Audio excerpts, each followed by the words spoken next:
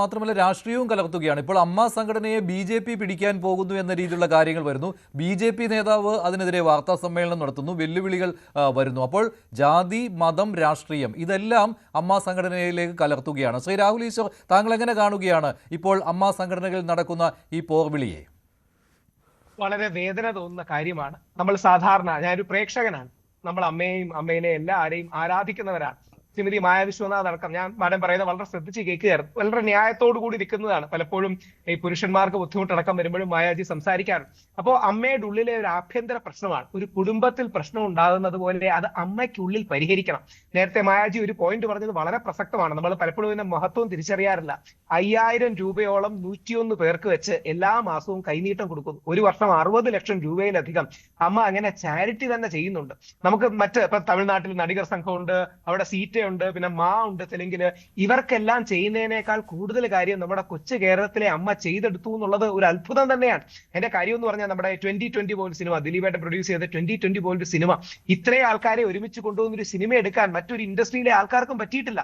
അപ്പൊ നമ്മുടെ ഇടയിൽ ഒരു കുടുംബം പോലെ നിൽക്കുന്ന എല്ലാവരുടെയും കാര്യവും അതിന്റെ ലീഡർഷിപ്പുമാണ്. പിന്നെ ഒരു കാര്യം എടുത്തു പറയേണ്ടതാണ്, എനിക്ക് വ്യക്തിപരമായിട്ട് ഇതിന്റെ അറിയുന്നതുകൊണ്ട് പറയുക. ഇടവേള ബാബു ചേട്ടനും ഇന്നസെന്റ് സാറും ഒക്കെ ഉണ്ടായിരുന്നപ്പോൾ അവർക്ക് നല്ല സംഘാടന മികവുണ്ട്. അതായത് അഭിനയം വേറെ, സംഘാടന മികവ് വേറെ. ഇത് രണ്ടാണ്. അപ്പൊ സംഘാടന മികവുള്ള ആൾക്കാർ കൂടുതലായിട്ട് ഇതിലേക്ക് വരികയാണെങ്കിൽ എല്ലാരെയും കോർഡിനേറ്റ് ചെയ്ത് പോവാം.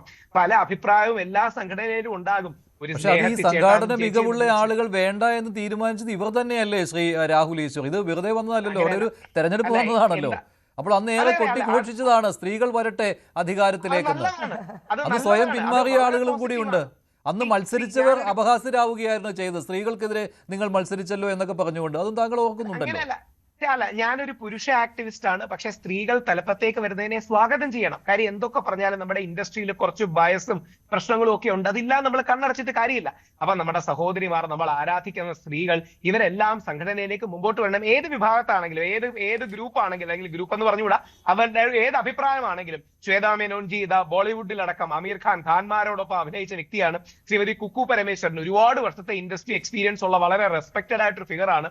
രണ്ട് പക്ഷം പൊതുവെ പറയപ്പെടുന്നതിലും വ്യത്യസ്ത എന്താ പറയണേ, നന്മയുള്ള പൊതുസമൂഹം അംഗീകരിക്കുകയും ആദരിക്കുകയും ചെയ്യുന്ന ആൾക്കാർ നിൽക്കുകയാണ്. അവിടെയാണ് ഈ ഉള്ളിലുള്ള പ്രശ്നങ്ങൾ ഉള്ളിൽ തന്നെ തീർക്കണം. ഇപ്പം അൻസിബ ആണെങ്കിൽ നമുക്കെല്ലാം ദൃശ്യത്തിലൂടെ, ശരിക്കും അൻസിബയുടെ ക്യാരക്ടറാണല്ലോ ലാലേട്ടന്റെ ജോർജ് കുട്ടിയുടെ ജീവിതം. ആഭ്യന്തര തർക്കമാണെങ്കിൽ അത് പരിഹരിക്കാമായിരുന്നു. പക്ഷെ അതിനും അപ്പുറത്തേക്ക് വ്യക്തിപരമായ തർക്കങ്ങൾ വരികയാണ്. ഇത് സംഘടനയിലെ തർക്കമല്ല ശ്രീ രാഹുൽ ഈശ്വർ, നമുക്കത് ബോധ്യം വന്നിട്ടുണ്ടല്ലോ. ഇത് വ്യക്തിവൈരാഗ്യങ്ങൾ പോലും അതിൽ പ്രതിഫലിച്ചിരിക്കുകയാണ്. ജാതി, മതം ഇത് പ്രതിഫലിച്ചിരിക്കുകയാണ്. അതെങ്ങനെ പരിഹരിക്കപ്പെടും? അത് ശരിയായില്ല. നമ്മുടെ കലാരംഗമാണ് ഒരുപക്ഷെ ഏറ്റവും സെക്യുലർ എന്നോ ബഹുസ്വരമെന്നോ ഒക്കെ പറയാൻ കഴിയുന്ന സ്പേസ്. അപ്പൊ അങ്ങോട്ടും ഇങ്ങോട്ടും ഉള്ള ആരോപണങ്ങൾ, ഞാൻ ഇതിലെ പെട്ട ചില ആൾക്കാരോട് വ്യക്തിപരമായി തന്നെ സംസാരിച്ചിരുന്നു, ദീർഘമായ സംസാരങ്ങൾ എടുത്തിരുന്നു. അങ്ങോട്ടും ഇങ്ങോട്ടും കഴിയുന്നത്ര ജാതിയോ മതമോ ഇൻവോക്ക് ചെയ്യുന്നത് ശരിയല്ല എന്ന് വിശ്വസിക്കുന്നതാണ്. പിന്നെ നമുക്ക് തന്നെ അറിയാം, ഇപ്പൊ എല്ലാവർക്കും അറിയാം, ഒരു പ്രത്യേക നമ്മുടെ സഹോദരിക്ക് അവരുടെ മൊബൈലിൽ മറ്റൊരു വളരെ പ്രമുഖയായ നടി മെസ്സേജ് അയച്ചു. അത് അവരുടെ ഹസ്ബൻഡ് കണ്ടു, അത് പ്രശ്നമായി, അവർ പോലീസ് സ്റ്റേഷനിൽ പോയി. ഇപ്പൊ അതിനെതിരെ കേസ് വന്നു. അപ്പൊ അങ്ങോട്ടും ഇങ്ങോട്ടും വ്യക്തിവിരോധവും വ്യക്തിവൈരാഗ്യവും ആയിപ്പോയി. ശരിക്കും ചെയ്യേണ്ടത് ലാലേട്ടനും മമ്മൂക്കയൊക്കെ വിളിച്ച്, വളരെ സീനിയറായ ശ്രീ മോഹൻലാലും ശ്രീ മമ്മൂട്ടിയൊക്കെ വിളിച്ച് ഒരു സമവായ ചർച്ച നടത്തി ഇത് എങ്ങനെങ്കിലും ഒന്ന് പരിഹരിക്കണം എന്നൊരു ലെവലിലേക്ക് വരണം. രണ്ട്, ശ്രീ രമേശ് പിഷാരടി, നമുക്ക് എല്ലാം അറിയാം, തമാശ പറയുന്നതാണ്, വളരെ കൂളായി സംസാരിക്കുന്നതാണ്. ശ്രീ രമേശ് പിഷാരടിയുടെയും ശ്രീമതി ശ്വേതാ മേനോന്റെയും ആ വോയിസ് വന്നത് ഒട്ടും ശരിയായില്ല.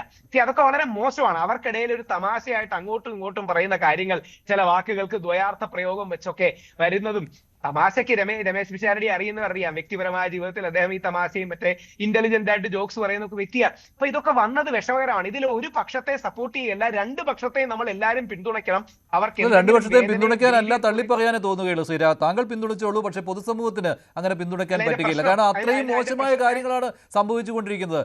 ഒന്നോ രണ്ടോ കാര്യങ്ങളാണെങ്കിൽ നമുക്ക് പിന്തുണയ്ക്കാമായിരുന്നു. ആ തർക്കങ്ങൾ എന്താണെന്ന് നമുക്ക് ചോദിച്ച് മനസ്സിലാക്കാമായിരുന്നു. ഇപ്പോൾ അതുപോലും പറ്റുന്നില്ല ശ്രീ രാഹുൽ ഈശ്വർ.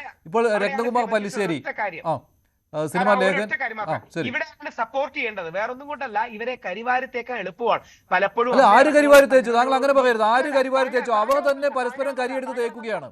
അവർ തന്നെ പരസ്പരം കരിയെടുത്ത് തേക്കുകയാണ്. അത് വേറെ ആരെയും കുറ്റപ്പെടുത്തിയിട്ട് കാര്യമില്ല. അവിടെ മുതിർന്ന താരങ്ങൾ, ഈ സൂപ്പർ താരങ്ങൾ മൗനം പാലിക്കുകയാണ്. നേരത്തെ നമ്മൾ ഇത് കണ്ടിട്ടുള്ളതാണ് അമ്മ സംഘടനയിൽ നടക്കുന്നത് എന്താണെന്ന്. പറഞ്ഞൊരു കാര്യം മാത്രം ഞാൻ ഓർപ്പിക്കുന്നു. സാക്ഷാൽ മോഹൻലാൽ, ശ്രീ മഞ്ജുഷ് അടക്കമുള്ള മാധ്യമപ്രവർത്തകരോട് വന്ന് മോഹൻലാൽ, ലാലേട്ടൻ സ്റ്റേജിൽ നിന്ന് അഭ്യർത്ഥിക്കുകയാണ്, ഇന്നലെ വരെ നമ്മൾ ഒന്നായിരുന്നില്ലേ, ഇന്ന് ഞങ്ങൾ എങ്ങനെ അന്യരായി എന്ന്. ആ ലാലേട്ടൻ അതന്നല്ലേ വേദനയോടെ പറഞ്ഞത്. വിഷമത്തോടെ ഇപ്പോൾ വിനയത്തോടെ ഇപ്പോൾ വന്ന ആരാണ് ഹേമ ഇക്കാര്യത്തിൽ കമ്മിറ്റി സംസാരിക്കേണ്ടത്? അവർ സംസാരിക്കുന്നില്ല. ആരെങ്കിലും കളി ഒരു നടപടി കാണുകയാണ്, എടുക്കണം. കളി ലാലേട്ടന് കണ്ടുകൊണ്ടിരിക്കുകയാണ്, നോക്കിയെടുക്കണം. ഗ്യാലറിയിൽ ഇരുന്ന് കളി കാണുകയാണ്. കാരണം അവർ ഒരു ഘട്ടത്തിൽ അപമാനിതരായി എന്ന് അവർക്ക് തന്നെ തോന്നുന്നുണ്ടായിരുന്നു. അതുകൊണ്ടാണല്ലോ അന്നത്തെ മോഹൻലാലിന്റെ ആ സംസാരമൊക്കെ വന്നത്. ഈ സ്ത്രീകൾ ഈ സംഘടനയുടെ നേതൃത്വം ഏറ്റെടുക്കുമ്പോൾ അവർ എവിടെ വരെ പോകും എന്ന് കാത്തിരുന്ന് കാണുകയായിരുന്നു ഇവരെല്ലാം. ഇത് ബോധ്യമുള്ള കാര്യമാണ്.